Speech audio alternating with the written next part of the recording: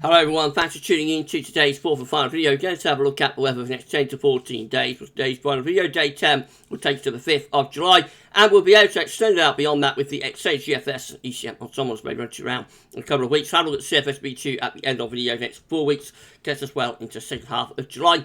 I'll get on that for you in a moment. Just say about the first video today, it's our 6 AM upload. We've also released the weekend forecast and the EC extended. Look at 4 videos today. Not bad going, is it? Please like, share, subscribe on the video. Thank you so much, everybody.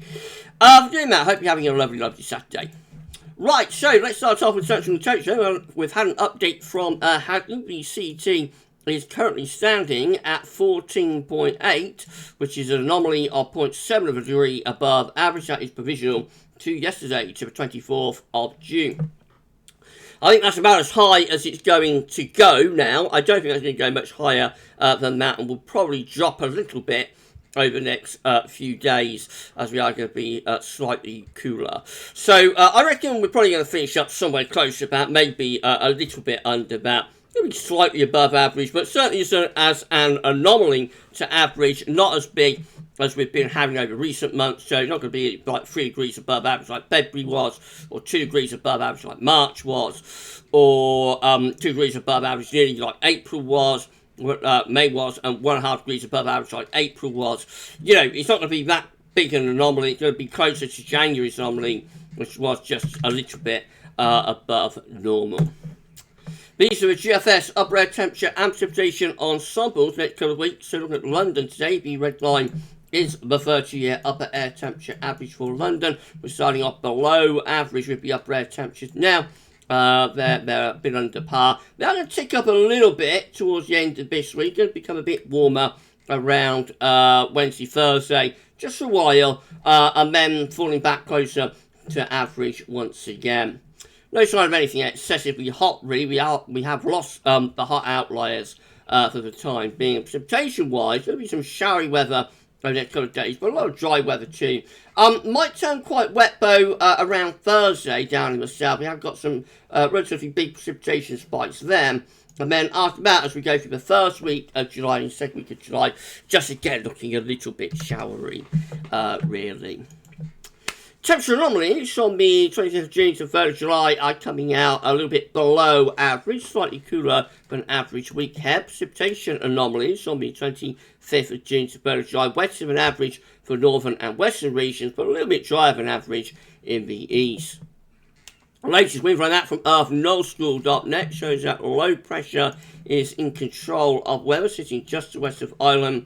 And in calm, those southerly, southwesterly winds today. So low pressure in control. There will be showers and longer spells of rain, especially so in the north and west. This our latest UK Met Euro run is looking for midnight on Tuesday. So low pressure then stalling out west. Should be lots of dry weather over in the east side of the country. Western northern areas will be more unsettled. And as we go in towards the second half of the week, then we find low pressure being to develop in situ over the country. Quite a complex scenario, but we might get some much wetter weather, you know, around Thursday, Friday, possibly into the open next weekend. We might have a couple of days of really quite wet weather, even down in the south, and that might even be a little bit thundery as well.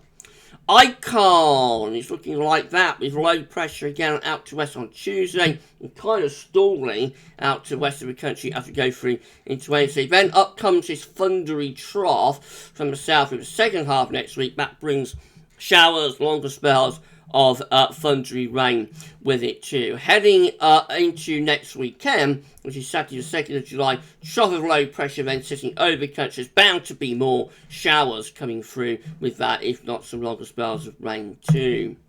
Looks rather unsettled start to July. GEM again, GFS I should say, again midnight run with low pressure out west Wednesday, Thursday. Not making much progress eastwards. As far south east country could turn quite warm actually on Wednesday, but then up comes this thundery trough with Thursday and Friday. That might deliver either heavy showers and thunderstorms or possibly longer spells of thundery rain. Then low pressure sets up over the top of the country as we go into next weekend with showers and longer spells of rain.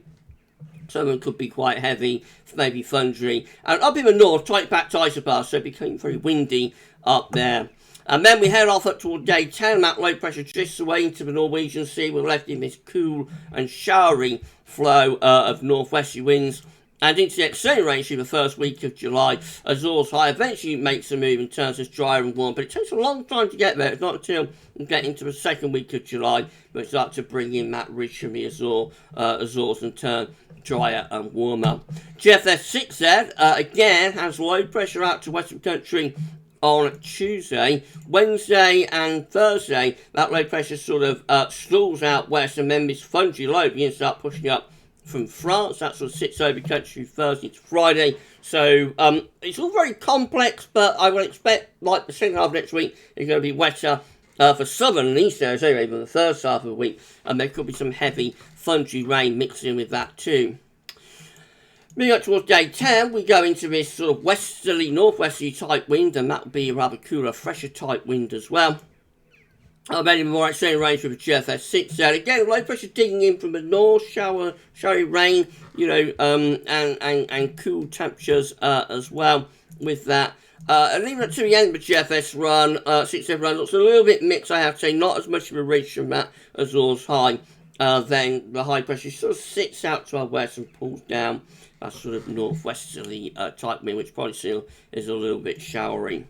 If you enjoyed the video, then please don't you like, share, subscribe. Thank you so much, everybody, for doing that. GEM, again, shows low pressure out west on Tuesday. That low pressure sort of stalls just to our west as we go through into Wednesday. And then through the second half of next week, then we find this low pressure developing in situ over country. That will bring heavy showers, maybe thunderstorms, possibly longer spells of Thundery rain as well. Up to day 10, we look like that with further showery rain coming in from off the Atlantic Ocean, and not overly warm either. Day 10, of course, is the 5th of July.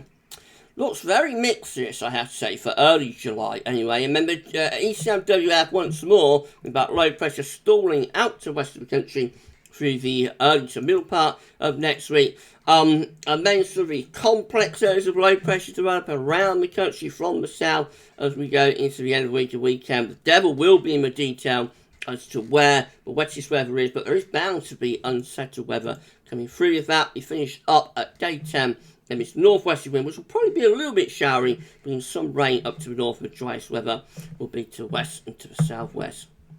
This is the precipitation forecast based on that ECM run from TomatoShow.com. Plenty of showery rain out west, lots of dry weather over in the east through this weekend. Into next week, further wet weather coming into west, but struggling to make much progress into the east and to the southeast until later on in the week when this Thundery rain begins to push up from the south, and that particularly affects more southern and eastern areas, you'll notice. We get to day 10.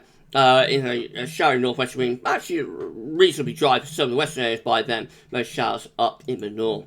This is the option on the table within the ECM ensemble day 4, day 10, get to 5th of July, 51 out of 51 members of the ECM ensembles, all of them have a ridge out west, and we pull down this west to northwesterly wind in 2 weeks' time.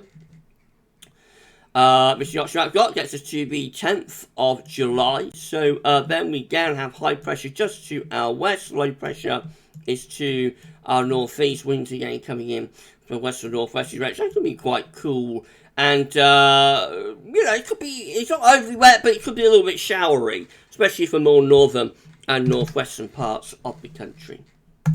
CFS reaches finally reaches a 500 millibar high tonic, breaking down into week periods. The first week period going to take us from the 25th of June to the 1st of July. Becoming week, we'll have below average heights, low pressure digging through the western part of Europe. Looks quite unsettled, quite mixed, quite showery too. Week 2 is going to be the 2nd to the 8th of July, with high pressure then sitting over and to the south of the country. Low pressure is away to the north, winds coming in from a flat westerly direction, helping the driest weather into the south. Could be a little bit more showery though up in the north. Week 3 is going to be the 9th to 15th of July.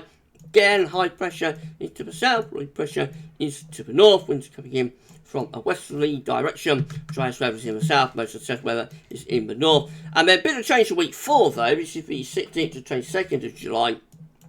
High pressure then takes over to the south and east of the country, and that starts bringing much hotter air from the south. So that could start turning things much hotter into the second half of July, maybe even, dare I say it, a little bit of a hint of a heat wave. But it's 4 weeks away, so it's a very, very, very, very long way off. And I think the early part of July looks like it's shaping up to be quite cool and unsettled and mixed, to be honest.